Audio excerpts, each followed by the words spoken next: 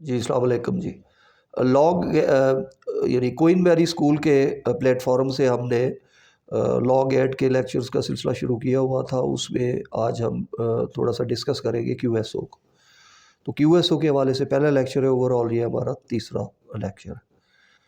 इसके अंदर हमने मद्देनज़र रखना है कि जो हमारा सिलेबस है लॉग एड के हवाले से, तो क्यूएसओ के अंदर जो मेन टॉपिक्स हैं हम उनको ज़्यादातर डिस्कस करेंगे और इम्पॉर्टेंट जो है उस लॉग एड के टेस्ट के हवाले से। उसके अंदर जब हम देखते हैं तो पहला आपको डेफिनेशंस मिलती है। तो डेफिनेशंस के अंदर 3-4 डेफिनेशंस हैं, वो बड़ी इंपॉर्टेंट है। एक है फैक्ट, एक है फैक्ट इन इशू, एक है रेलिवेंट फैक्ट। इनको पढ़ना क्यों ज़रूरी है? देखें, आप एविडेंस जो देते हैं या दे सकते हैं वो दो चीज़ों पे होती है। एक तो फैक्ट एंड इशू हो या रेलिवेंट फैक्ट हो। अब फैक्ट एंड इशू जो है वो क्रिमिनल में होगा कि ये कत्ल किसने किया, सिविल में होगा कि इसने पैसे दिए थे या नहीं दिए थे, या ये ज़मीन किसकी है। रेलिवेंट फैक्ट वो होंगे जो उन्होंने क्यूएसओ ने कह दिए कि ये फैक्ट्स रेलिवेंट है, वो हम डिटेल में पढ़ेंगे। तो सबसे पहले चीज़ फैक्ट क्या होती है? दो चीज़ें फैक्ट है। एक तो जो आपकी सेंसेस जिसको परसीव कर सके, anything which is perceivable by the senses. और आपकी सेंसेस क्या है? देखने की है, चखने की है, सुनने की है, सूंघने की है, वगैरह महसूस करने की है। आप यहाँ बैठे हैं, मैं परसीव कर रहा हूँ, देख रहा हूँ, आप 10-12 लोग बैठे हुए हैं, स्टूडेंट हैं, तो ये एक फैक्ट है कि राइट साइड पे फलां बैठा है, लेफ्ट पे फलां बैठा है। तो ये एक फैक्ट है, चूंकि मेरी सेंसेस जो देखने की है वो परसीव कर रही है। इसी तरह ये फैक्ट है कि मैं बैठा हूं, आप मुझे देख रहे हैं और सुन भी रहे हैं। तो एक तो चीज जो सेंसेस से परसीव की जा सके। दूसरा, any mental condition of which somebody is aware, conscious.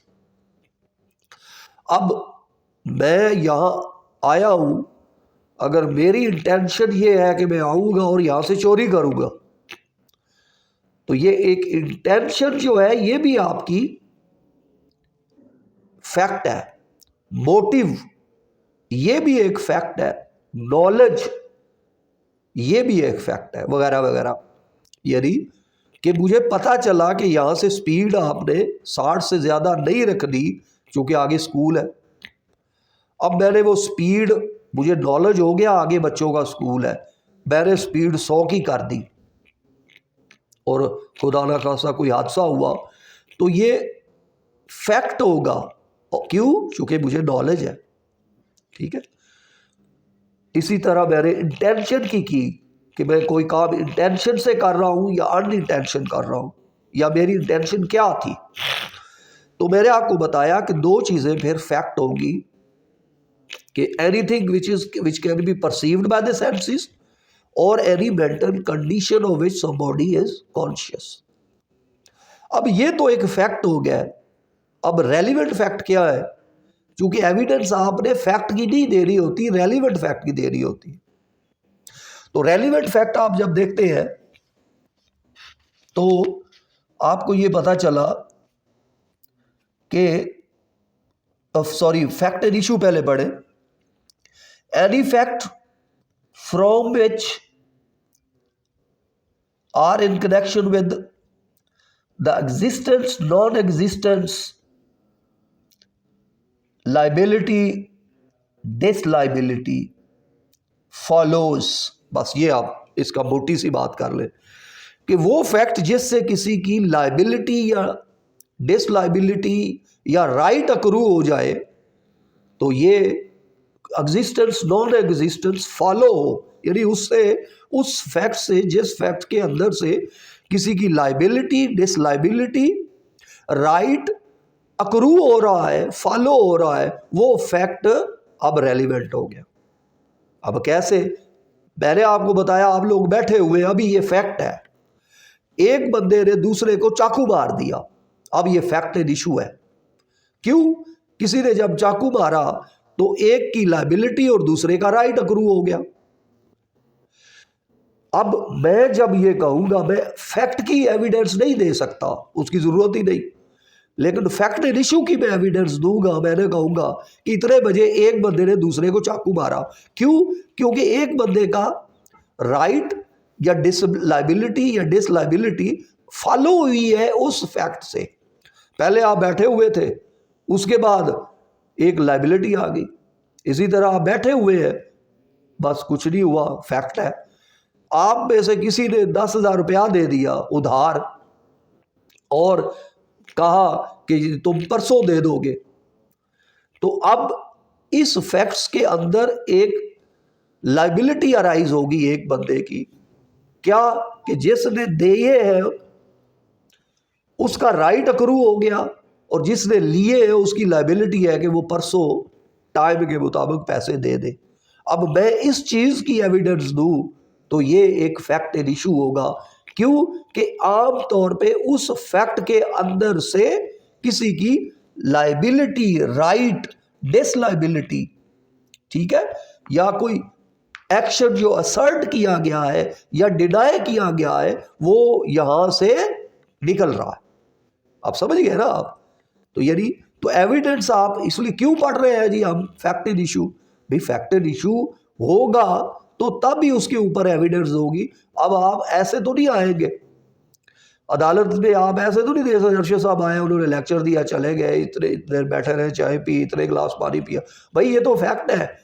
जब इस फैक्ट से कोई राइट, लाइबिलिटी, ये मेन चीज है, बाकी साथ साथ चीजें वो भी, तो आप मेन चीज देखें कि जिस फैक्ट के अंदर से किसी की राइट, लाइबिलिटी या कोई चीज असर्ट की हुई या डिनाई की हुई वहां से निकलेगी, अब वो फैक्ट एंड इशू हो गया। क्लियर होगी बात? तीसरी चीज इसके अंदर रेलिवेंट फैक्ट। लॉ ने कहा कि ये आप एविडेंस फैक्ट एंड इशू पे तो दोगे ही, साथ में आपको कुछ और चीजें भी बता देता हूं। उन्होंने कहा अगला चैप्टर आएगा आर्टिकल 19 से ऑनवर्ड 69 तक ये जाएंगे, 18 से ये शुरू होगा चैप्टर। तो 18 आर्टिकल से लेके 69 तक जो जितने भी चीजें आएगी, वह आइडेंटिफिकेशन परेड आएगी वह डिक्लेरेशन आएगा, वह एडमिशन आएगा, वह कन्फेशन आएंगे। तो वो ये सारी जो चीजें हैं ये भी क्या है? ये रेलिवेंट फैक्ट है, ये फैक्ट के साथ रेलिवेंट है। तो रेलिवेंट फैक्ट की डेफिनेशन ही ये है कि वो फैक्ट जो हमने बता दिए हैं आर्टिकल 16 से लेके 18 से लेके 69 तक, तो ये जो आर्टिकल होंगे वो रेस्ट जस्ट चे है, 19 वहां से स्टार्ट होगा। तो यहां से ऑनवर्ड जितने भी फैक्ट हैं वो क्या है? वो रेलिवेंट फैक्ट है। तो आप एविडेंस देते हैं या फैक्ट एंड इशू के ऊपर जो मैंने आपको बताया कि जिस फैक्ट से किसी का राइट, लाइबिलिटी या असर्शन या डिनायल फॉलो होता है, उसकी आप एविडेंस दोगे, या आप आर्टिकल के चैप्टर निकाल लो 19 से लेके 69 तक जितने भी होंगे उसके अंदर आप अपना केस ले आओ, आप वहां से उठाओ, आप कहो जी ये रेलिवेंट फैक्ट है, मैंने इसकी एविडेंस दे रही है, अदालत उसकी एविडेंस को कबूल करेगी। तो ये चीज़ थी, 3 चीज़ें आगे बढ़ने के लिए ज़रूरी है आपको पता हो। बाकी भी डेफिनेशंस हैं लेकिन मैं उसकी तरफ इतना नहीं जाता। अगला टॉपिक आपका एक मेन टॉपिक आता है आर्टिकल 3 कि कॉम्पिटेंसी ऑफ विटनेस क्या है, और फिर साथ ही वो पूछते हैं कि नंबर ऑफ विटनेस क्या है QSO के अंदर। पहली बात, या वो सवाल इस तरह से आ जाता है कि बताइए जी क्या पागल शख्स जो है, लुनेटिक है, वो कॉम्पिटेंट टू विटनेस है? कॉम्पिटेंट विटनेस है, कॉम्पिटेंट टू टेस्टिफाई है। नंबर 2 वो कहेंगे क्या बच्चा जो है, चाइल्ड, वो कॉम्पिटेंट विटनेस है। तो आपको ये चीज़ समझ लेनी चाहिए कि लॉ ने आपको एक रूल दे दिया। उन्होंने कहा मेरी नज़र में ऑल पर्सन्स आर कॉम्पिटेंट, शरायत 2 है। क्या शरायत 2 है? नंबर शर्त ये है कि if he can understand the question put to him, कि वो अपने उसको जो सवाल किया गया है वो समझ सके। और number 2, and he can give rational answer to those question, और उसका रैशनली जवाब दे सके। अब अंडरस्टैंड करना वो आप कानों से करें या आपको सवाल किया गया वो गूंगा बहरा है, आप उसे इशारों से अगर आप उसको करवाते हैं और वो समझ जाता है तो वो भी कॉम्पिटेंट है। चाइल्ड ऐसा है जिसको अगर आप सवाल करें वो समझ जाए, पागल 24 घंटे पागल नहीं रहता, उसके लुनेटिक के भी वक्फे आते हैं, इंटरवल्स आते हैं कि जिसमें वो लुनेटिक नहीं होता 1-2 घंटे। अगर उस वक्त वो एविडेंस देता है तो लुनेटिक भी आप कह सकते हैं कि वो कॉम्पिटेंट है। तो आपके पास कसौटी ये है कि if he can understand the question put to him, और number 2 he can give rational answer to those question, और उनका रैशनल जवाब दे सके। अब एक बच्चा है, उसने समझ तो लिया लेकिन बोला नहीं जा रहा, वो कह रहा है इधर उम्मी आया, ये जी वो थी, तो फिर वो कॉम्पिटेंट नहीं है क्योंकि दूसरा हिस्सा वो नहीं कर रहा। इसी तरह लुनेटिक है, वो अंडरस्टैंड कर रहा है लेकिन जवाब नहीं दे रहा, तो वो भी वो इनकॉम्पिटेंट है। तो आपसे जो भी सवाल किया जाए या जो भी इसका जवाब है, सवाल है कि कॉम्पिटेंट विटनेस कौन है, तो आप यही कहोगे कि all persons are competent to testify if they can understand the question put to him and can give rational answer to those questions। ये आपके सारे सवालों का एक ही जवाब है। आपको पूछे कि लुनेटिक है या नहीं, आपसे पूछे बच्चा है कि नहीं, आपसे पूछे डफ एंड डब शख्स जो है वो कॉम्पिटेंट विटनेस है या नहीं, आप कहोगे उसका एक मैंने रूल दे दिया है आपको, उस रूल के ऊपर जो पूरा उतरेगा वो कॉम्पिटेंट है, जो इसके ऊपर पूरा नहीं उतरेगा वो इनकॉम्पिटेंट। अब इसी के अंदर प्रोवाइजो भी उन्होंने दिया। उन्होंने कहा हाँ कुछ लोग हैं जिसको हम कॉम्पिटेंट नहीं समझते। एक तो जिसने परजरी की, परजरी होता है फॉल्स एविडेंस जिसने दी है।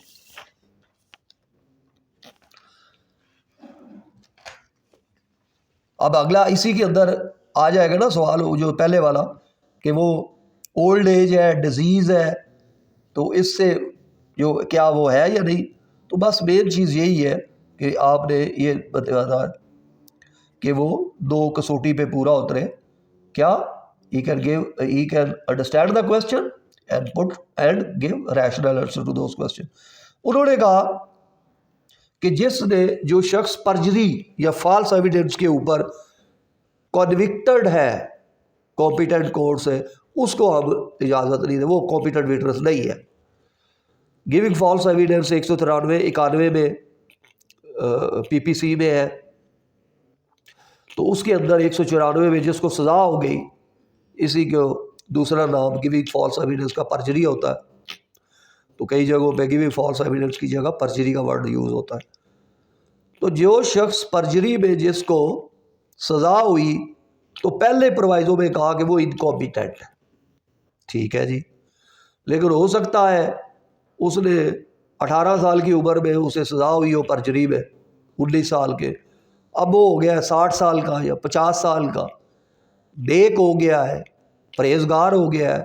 तो आगे अगले प्रोवाइजो में कहा, उन्होंने कहा कि हाँ दे तो नहीं सकता परजरी में कॉन्विक्टेड शख्स गवाही या गिविंग फॉल्स एविडेंस में जो कॉन्विक्ट हुआ है, लेकिन हाँ अगर वो अपने किए पे शर्मिंदा है और वो अपने रास्ते उसने ठीक कर लिए अपने आप को, तो तब वो कॉम्पिटेंट विटनेस है, हम उसकी जो है वो उसको इजाज़त दे सकते हैं।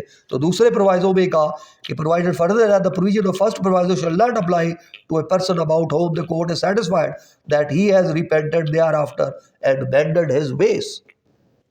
और फिर आगे उन्होंने थर्ड प्रोवाइजो में कहा कि भाई ये कॉम्पिटेंसी जो है, हमने कहा कॉम्पिटेंट है, तो कॉम्पिटेंसी डिटरमिन कैसे करनी है, कौन करेगा कि ये कॉम्पिटेंट है या नहीं। उन्होंने कहा करेगी तो कोर्ट ही, कि बच्चा है ये कॉम्पिटेंट है या नहीं, कौन डिटरमिन करेगा, कोर्ट करेगी। लेकिन कोर्ट को जो गाइडेंस मिल रही है वो इंजंक्शंस ऑफ इस्लाम की है कि करेगी कोर्ट ही, लेकिन पीछे इंजंक्शन ऑफ इस्लाम है वो है तज़कियतुश शहूद। क्या तज़कियतुश शहूद क्या होता है? ये एक बोर्ड ऑफ इंक्वायरी है जो which is conducted by the court about the truthfulness of a witness कि वो एक इंक्वायरी करते हैं कि ये शख्स जो है ये चेक किया जाए कि ये सारी ज़िंदगी मेजर सिन से बचा हुआ है। जो मेजर सिन से बचा हुआ हो, हम कहते हैं कि ये तज़कियतुश शहूद के ऊपर है, ये इस्लामिक डॉक्ट्राइन है तज़कियतुश शहूद। तो ये तज़कियतुश शहूद एक बोर्ड ऑफ इंक्वायरी है कि जिसके अंदर वो इंक्वायरी के अंदर ये पता करते हैं कि ये जो बंदा है, ये जो विटनेस है जो आया है, ये एक ट्रूथफुल विटनेस है। तज़कियतुश शहूद की इंक्वायरी जब पूरी हो जाती है, और ट्रूथफुल विटनेस वो होता है जिसके बारे में कहते हैं कि ये मेजर सिन से बचा हुआ है, इसकी रेपुटेशन ठीक है, ईमानदार शख्स है, लिहाजा उस बोर्ड ऑफ इंक्वायरी के बाद फिर वो कहते हैं कि ये तज़कियतुश शहूद की कसौटी के ऊपर पूरा उतर गया है, लिहाजा ये कॉम्पिटेंट विटनेस है। तो हमने लास्ट प्रोवाइजो में उन्होंने ये बताया कि उस शख्स को डिटर्मन कि कॉम्पिटेंट कौन है, कोर्ट करेगी। कोर्ट को गाइडलाइन मिली है इस्लामिक इंजंक्शंस की, और वो है तज़कियतुश शहूद का एक बोर्ड ऑफ इंक्वायरी। फिर यहाँ से अगला सवाल पैदा होता है कि अगर हमारे पास ऐसे नेकनाम विटनेस नहीं है तो फिर क्या हो। इसी के अंदर उन्होंने कहा कि हाँ, अगर तज़कियतुश शहूद पे पूरे उतरने वाले नहीं मिल रहे तो जो भाई मिलता है वो ले लो। तो ये जो थर्ड प्रोवाइजो है, इसके अंदर उन्होंने हमारा जुडिशल सिस्टम सारा थर्ड प्रोवाइजो के आखिरी हिस्से के ऊपर खड़ा है कि आजकल तज़कियतुश शहूद के ऊपर तो हमें विटनेस नहीं मिलते, लेकिन थर्ड प्रोवाइजो के आखिरी हिस्से ने अलाउ कर दिया कि फिर जो हमें मिलता है उसके ऊपर आप एविडेंस ले आओ, चाहे वो नमाजी है, शराबी है, नहीं है जैसा है वो ले लो। तो मैं थर्ड प्रोवाइजो पढ़ता हूँ। Provided further that the court shell determine the competence of a witness. मैंने कहा कोर्ट डिटरमिन करेगी, किस तरीके से। उन्होंने कहा in accordance with the qualification prescribed by injunctions of Islam as laid down in holy Quran and Sunnah for a witness. बस वही बोर्ड ऑफ इंक्वायरी जो मैंने हल्का सा बताया। और फिर कहा where are such witness is not forthcoming कमिंग, ऐसा अगर नहीं मिल रहा, नहीं आ रहा, तो फिर उन्होंने कहा the court may take the evidence of witness who may be available. जो कचरा है, अच्छा है, बुरा है, उसके ऊपर ले लो, और हमारा जुडिशल सिस्टम इसी के ऊपर है, इसलिए ये उन्होंने कहा जैसा भी है वो ले लो। फिर उन्होंने एक्सप्लेनेशन में कही, उन्होंने कहा lunatic is not incompetent to testify unless he is prevented by his lunacy from understanding the question put to him and giving rational answer to those questions। तो ये उन्होंने कहा, एक्सप्लेनेशन कर दी। उन्होंने कहा लुनेटिक इनकॉम्पिटेंट नहीं है, और क्यों, और उन्होंने बताया अगर वो अंडरस्टैंड कर सकता है, रैशनल आंसर दे सकता है, जो हमने पहले बताया। तो ये सवाल जो स्टार्ट होता है वो इस तरीके से आमतौर पे होता है, whether a child of 7 years या 8 year या 12 year is a competent to testify, whether a lunatic is competent to testify। तो आप कहेंगे इस बहस को छोड़े, मेरे पास जवाब ये है कि all persons are competent to testify। शर्त दो है, क्या he can understand the question put to him, और नंबर दो he can give rational answer to those questions। ये मेरा मेन सवाल का जवाब है। अब इसके अंदर उन्होंने कहा हाँ, गिविंग फॉल्स एविडेंस और परजरी वाला नहीं हो सकता। अगले प्रोवाइजो में कहा कि हाँ, उसको रायत मिल सकती है कुछ अरसे बाद, अगर कोर्ट कहे कि इसने अब अपने पिछले करतूतों के ऊपर ये पछतावा है उसके, और वो उसने अपने रास्ते दुरुस्त कर लिए हैं। तो फिर अगला सवाल इसी के अंदर से कि जो कॉम्पिटेंट है, तो कॉम्पिटेंसी डिटरमिन किसने करनी है। उन्होंने कहा करेगी कोर्ट ही, वो एक दो सवाल पूछ के कर लेगी कि भाई इससे इसका पता चले बच्चे का या लुनेटिक का कि उसे को अक्लमंद है या नहीं, और पीछे उसको इंजंक्शंस मिल रही है, उसको गाइडलाइन मिल रही है इंजंक्शंस ऑफ इस्लाम की। वो in accordance with injunction of Islam होगा। इंजंक्शन ऑफ इस्लाम के अंदर है वो है तज़कियतुश शहूद, और तज़कियतुश शहूद मैंने बताया कि ये बोर्ड ऑफ इंक्वायरी होता है ये डिटरमिन करने के लिए कि ये विटनेस जो है वो ट्रस्टफुल है या नहीं, ट्रूथफुल है या नहीं। और ट्रूथफुल कैसे पता चलेगा, ये उस बारे में, उस बंदे के बारे में कहेंगे जो मेजर सिन से बचा हुआ है। फिर अगला ही सवाल यहाँ से निकला, भाई ऐसा नेकनाम विटनेस अगर हमें नहीं मिल रहा, जो हमारे तो अब जैसे गुनहगार लोग हैं, तो फिर उन्होंने कहा फिर जो आता है वो ले लो। तो ये था हु मे टेस्टिफाई कॉम्पिटेंसी के बारे में। अब टाइम खत्म हो गया बच्चे, चलिए आगे हम इंशाल्लाह इसको अगला आर्टिकल इसके साथ रिलेटेड है, वो है 17 नंबर ऑफ विटनेस। तो नंबर ऑफ विटनेस को हम फिर अगले बारे में डिस्कस करेंगे, तादाद के बारे में यहाँ से स्टार्ट करेंगे।